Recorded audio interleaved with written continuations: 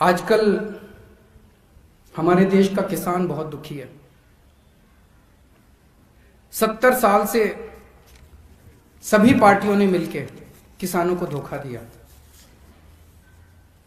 कभी कहते थे तुम्हारा लोन माफ करेंगे, किसी ने लोन माफ नहीं किया। कभी कहते थे तुम्हारे बच्चों को नौकरी देंगे, किसी ने नौकरी नहीं दी। पिछले 25 साल में बताते हैं 3.5 लाख किसान आत्महत्या कर चुके हैं देश के अंदर। किसी ने किसानों की सुध नहीं ली।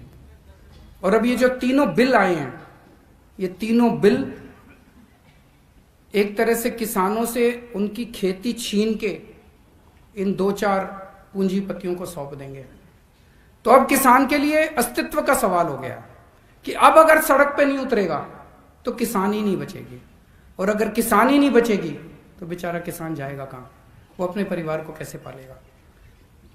मैं कई बार सोचता हूं कि इतनी ठंड के अंदर किसान कैसे बैठे हैं। वो इसीलिए बैठे हैं क्योंकि अगर नहीं बैठेंगे तो फिर कुछ बचेगा ही नहीं उनका।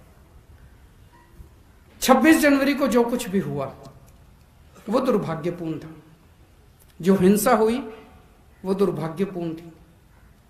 जो भी उसके लिए जिम्मेदार हैं, और जो जिम्मेदार हैं वो जिस तरह से फर्जी केस पे केस लगा रहे हैं वो नहीं, जो भी उसके लिए असल में जिम्मेदार हैं, जो भी पार्टी उसके लिए असल में जिम्मेदार है, उसको सख्त से सख्त सजा मिलनी चाहिए।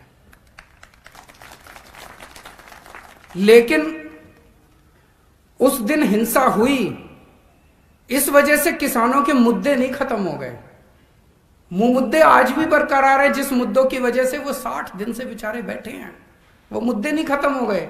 कह रहे हैं अब तो आंदोलन खत्म। आंदोलन कैसे खत्म? वो किसानों की जो दुखती समस्या है वो तो आज भी है।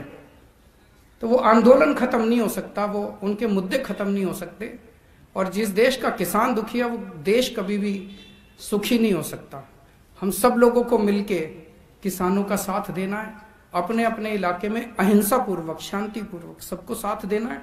और जब भी किसानों का साथ देने जाओ, अपना झंडा, डंडा, टोपी घर छोड़ के जाना। वहां हमें पूरे गैर राजनीतिक तरीके से एक आम आदमी बन के जाना है, इस देश का एक आम नागरिक बन के जाना है। वहां पे कोई राजनीति नहीं करनी उसके साथ।